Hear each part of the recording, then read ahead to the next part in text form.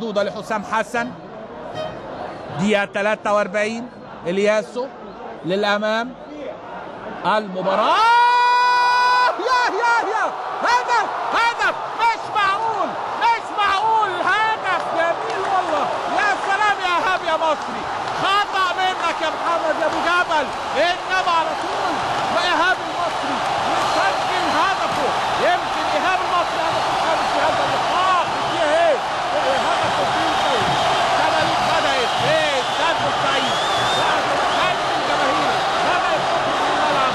كابتن طه مصري يمكن واقف مكانه في الملعب، إنما هدف في الدقيقة 43. يا سلام على الكورة اللي فاتت، هنشوفها أكيد مرة تانية معاكم. الكورة اتلعبت 1-0 المصري. ادي فرحة جماهير بورسعيد بالهدف.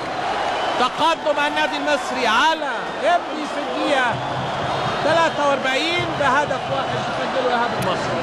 اتلعب على طول زي ما قلت. بتابع معاكم دلوقتي المحاولة. وليد سليمان، وليد عند ديفونيه، انما يسيبها احمد الشناوي وتخرج الى بره الملعب.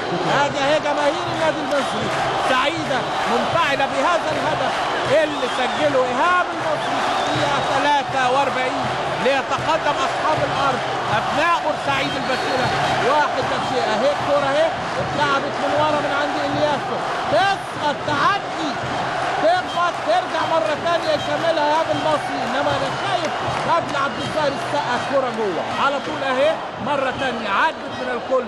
أخطأ أبو جبل الكورة، يحاول يطلعها عبد الظاهر السقا، طلعها فعلا من جوه، إنما على طول يا ترى هيحتسب لك يا مصري ولا هيحتسب ليه؟